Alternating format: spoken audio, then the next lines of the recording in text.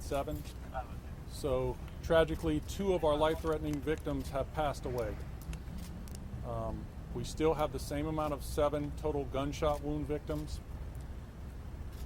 The 4 of them that are non-life-threatening are a 14-year-old male, a 32-year-old male, a 55-year-old male, and a 58-year-old male.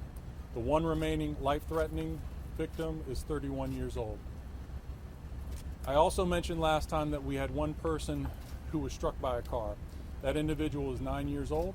She was treated at the scene and then released and subsequently went to a local hospital where she continues to have non-life-threatening wounds.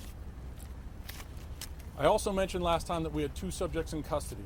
I'd like to clarify that at this point. One of the subjects was detained, was armed with a firearm, but we believe, based upon our investigation at this time, that he is uninvolved in the shooting itself. We have another individual who is in custody who is 19 years old, who we believe was involved in the shooting. At this point, in consultation with the Richmond Commonwealth's Attorney's Office, we plan on seeking charges for second-degree murder ×2 for that individual, with more potential charges to follow. If their ages, at least? The 2 deceased are an 18-year-old male and a 36-year-old male. We are not prepared to release the names at this point, but we will in days to come. The families are obviously grieving at this point. They have been notified. That was a hang-up for us initially, but we'd like to, before we release those names, we'd like to give them a bit of time to grieve. Chief, any idea on motive at this point? Why would somebody do this?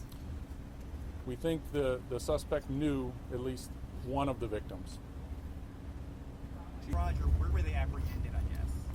So as I mentioned earlier, we had 3 off-duty Richmond police officers working the event itself.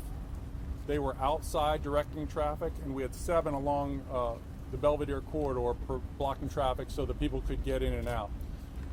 As they heard the gunfire, it was obviously chaos. We had hundreds of people in Monroe Park, so people scattered. It was very chaotic at the scene. I can tell you that the person we believe is who is going to be charged was detained initially by VCU security and was taken into custody, and he is currently at the Richmond Police Department headquarters. Did that happen like here in the 5 foot? And as I mentioned earlier, but it's getting clear now, at this point we're not looking for anyone else at this time. We do, however, we know that there were hundreds of people out here that may have some of this captured on videotape. So we would ask folks to contact the Richmond Police Department, and we will set up a hotline by tomorrow where if they have video they'd like to share with us, we can put that out there. So, but I'm sure plenty of folks were out here celebrating the day, taking videos, taking pictures, and they may have valuable information. Obviously, there's plenty of cameras here that we're in the process of reviewing, and that's a laborious process. But we would ask the public, if they have something like that, to please share it with us. Apologies if I missed this. of activity of those suspects? Well, that it's disgusting and cowardly behavior, because even if you're discharging a firearm at a person you're trying to hit, when you have a crowd like this, innocent people are going to be caught up in the mayhem, and that's what happened today.